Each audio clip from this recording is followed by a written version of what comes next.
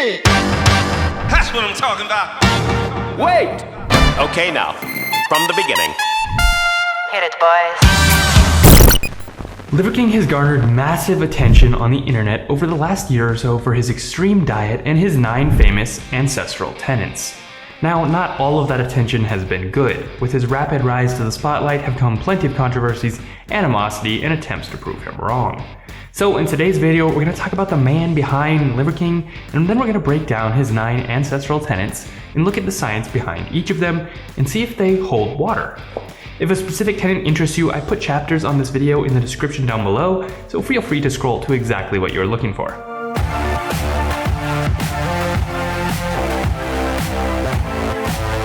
So, first off, who is Liver King?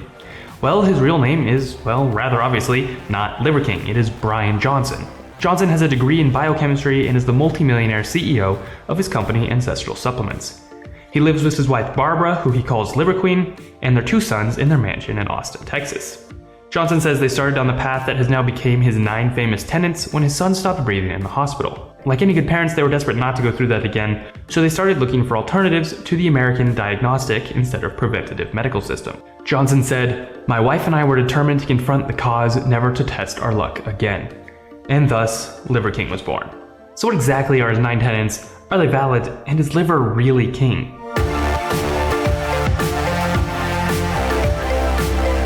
Liver King's first ancestral tenant is sleep, which I actually made a video on last week, so if you're interested in that, the link is up there. Anyway, Liver King suggests getting a lot of morning sunlight, watching the sunset to trigger your body's natural circadian rhythm, and using blue light glasses if you use a screen at night, which is all exactly in line with what I suggested in last week's video. And blue light at night really does ruin your ability to sleep deeply. Liver King also suggests eating your last meal 3 to 4 hours before bed and sleeping on, well, the floor, which I can't personally attest to. However, I will say I always sleep better with a very thin pillow and a very firm mattress, so maybe he's got something to it, but I'll leave that one to you guys to experiment with. Finally, he suggests using grounding sheets and blocking all EMFs, or electromagnetic fields, from signals like Wi-Fi or your phone from your bedroom as you sleep. This is a whole other tenant, so we will get there in a minute. For the most part, the sleep tenant seems to be healthy, although quite possibly not comfortable.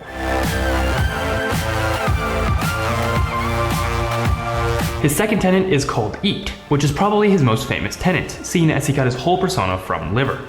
Liver King starts by telling you to drop processed foods, liquid calories, and seed oils, which as a certified nutrition coach, I can attest to with 100% certainty. Processed foods are often filled with harmful chemicals, excessive calories, and unhealthy oils. Oils such as seed oils, soy oils, and vegetable oils are some of the most harmful foods we consume as part of our modern American diet. In fact, they are the one ingredient that determines whether a food can come into our house. Seed oils are proven to be some of the leading causes of heart disease, cancer, and other life-degrading conditions. On top of that, they often stick around for a very long time in your body, as they are extremely hard for your body to process and will remain as hard to burn excess fat in your body for a long time. Anyway, let's talk about what Liver King is really famous for: eating raw liver. Johnson claims that he eats about a pound of raw liver per day, which is way too much for the average person. In fact, even he suggests starting with just 2 to 3 ounces. Liver is really a modern superfood. It is extremely dense in micronutrients, protein-rich, and low in calories. A small serving of liver contains over 1,000% of your daily vitamin B12, 200% of your daily riboflavin, 800% of your daily vitamin A, 80% of your daily iron, and 1,600% of your daily copper. On top of that, it's also dense in selenium, folate, and choline. So as you can see, it really is quite good for you. However, that doesn't change the fact that scenes like this just feel wrong and make your skin crawl.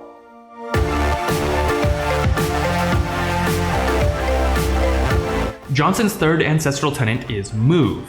Move is definitely one of the less controversial tenets. I regularly advocate for more exercise and movement. It is extremely healthy. Healthy amounts of movement can help speed up your metabolism, regulate your hormones, help you burn fat, build muscle, improve your cognitive function, and promote a much healthier cardiovascular system. This is, in my opinion, one of the most important things you can do to become a healthier person. And again, this is not a particularly controversial tenet, so we'll move on without dwelling on this one any longer. I have got lots of videos coming out on this type of thing in the future, so let's move on to the next tenet. For the next tenet, I'm going to quote Liver King himself. He says the fourth ancestral tenet is shield because we need to avoid dangers just like our early ancestors did. But instead of running from lions, nowadays we run from seed oils, excessive Wi-Fi, EMFs, and man-made poisons. Now, seed oils I already broke down, so let's talk about Wi-Fis and EMFs. What is the notion that Wi-Fi and signals are bad for you? Well, it's a reasonably new horror that science has discovered. Studies have been coming out in droves about the dangers of the constant radiation our bodies are exposed to by Wi-Fi and other electromagnetic fields. Studies show that Wi-Fi causes oxidative stress, sperm and testicular damage, as well as neuropsychiatric effects including EEG changes. It also causes atopsis, cellular DNA damage, and endocrine changes, as well as calcium overload, which are, well, all really bad. But this is an extremely complex topic that I don't want to botch, so again, stay tuned for a video about it soon. So, is there actually truth to the shield tenet? Yes, however it's a complex topic and I don't have time to do it justice, and Liver King is, well, not a leading voice on the subject either, so I'd encourage you to do your own research and stay tuned for the next video.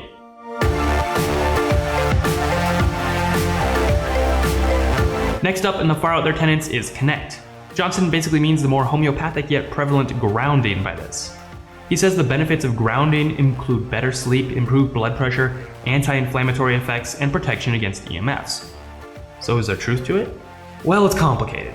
I used to be entirely convinced of the insanity of people who believed that walking around barefoot had any health benefits. Like, what, the earth heals you by walking on it? What a bunch of hippie mumbo jumbo. But then I started to hear about it from sources I was more inclined to trust, so I was forced to look into it or be unable to trust my own judgment. So, according to several studies by the NIH, Washington Post, ESD, and Center for Basic Medicine, it appears to not only be hippo mumbo jumbo.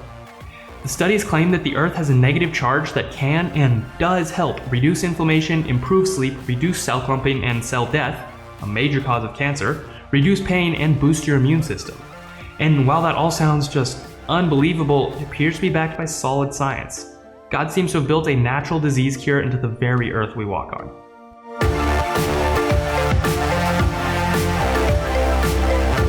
My wife and I decided to really embrace this tenet for you when we're filming, so we went and stood out by the lake at sunrise. Now this one may seem a little less alien to anyone who is heavily involved in the self-development world, as cold showers are frequently touted as good for your immune system. And in fact, in my research I found a clinical trial conducted in the Netherlands that showed a direct correlation between cold showers and fewer days calling in sick. That was also about the only good study I could find. Liver King also claims that cold is good for your heart, and there actually appear to be several studies that back this up. Add to that cold exposure can definitely help your mental toughness, as it consists of forcing yourself to embrace discomfort, and you can sort of see where he's coming from.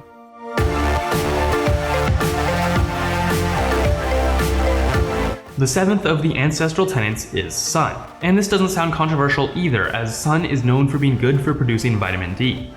Vitamin D is one of the most important vitamins you can get, as it helps with hormone regulation, boosts your immune system, and improves cognitive function. However, Liver King also says that sun is important to having good, healthy teeth. So what's the truth behind that one?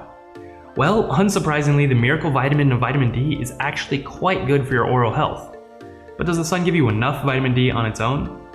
Well, a study by the Department of Radiation Biology in Oslo, Norway, found that 30 minutes of midday sun is equivalent to 10 to 20,000 IUs of vitamin D, far more than the hilariously low 600 IUs that the NIH recommends.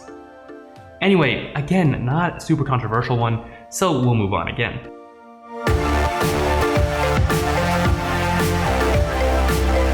The penultimate tenet is what Johnson calls fight. This tenet was hard for me to write about because, while in principle I agree that challenges and pushing oneself is important, Liver King does this with things like simulated hunts and other eccentric methods. And I do things like sprints and diving and just doing new things in general. Competition is paramount to pushing yourself and developing new skills, growing in old ones, and reaching new highs. If you always stand around and do nothing because you're afraid to lose, you're never going to achieve anything. Fear holds back so many people from fighting to grow, and it is important to overcome the fear of new, challenging things in order to grow. A study by the University of Rutgers found that competition and challenges increase your effort and memory by a lot. So while simulated hunts may not do anything for you, competition and fighting to succeed can be very healthy.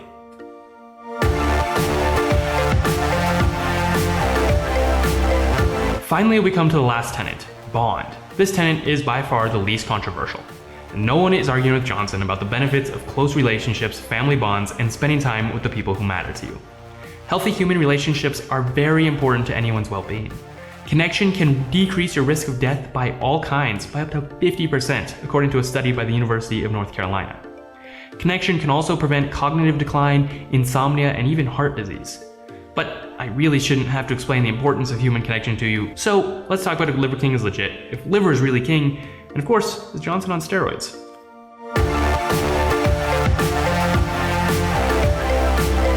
So, is he on steroids? Well, Johnson says this: Liver King has never cheated nor taken a shortcut in any capacity of life. But I am not convinced. I've spent a lot of time in the gym and as part of the whole gym culture for a long time, and I would 100% guess that he is on or was on something. His tenants may be helpful, but I strongly doubt they are that beneficial. I mean, the man is huge. On top of that, I also do not believe that Liver King is anything like his online persona in person. And he's looking pretty local. He's looking pretty in season. He's looking pretty organic and wild. I think that his persona gives generally good advice, but Johnson is the CEO of a company selling supplements that fit the Liver King brand perfectly. So it seems to me to just be a stroke of marketing genius. That said, I believe Johnson believes in his tenants, and I am sure that he is just as much of a health nut, if not more, than me.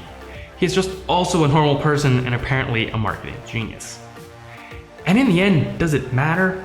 I don't think so. I believe that he gives mostly sound and helpful advice, and I think that most people would see great improvement in their lives by following his 9 ancestral tenets. So, Liver King or Brian Johnson, steroids or not, persona or really like that, I don't think it matters. If he brings value to your life with his advice, why not embrace the hokey and enjoy the free health advice? But that brings me to my last point: is liver really king? And I'm gonna leave this one up to you guys to decide. It is certainly a superfood, but I would argue that exercise and a well-rounded, protein-dense diet should come before you start wolfing down pounds of raw liver. But let me know what you think in the comments down below. I really do try my best to respond, and while you're at it, make sure to subscribe so you stay up to date on anything else I come out with soon. I talk a lot about health and fitness. And make sure to follow me on Instagram, where I post some really sick photos and don't hold back about, well, anything. Anyway, my name is Silas Willoughby. Thanks for watching, and I'll see you guys in the next one.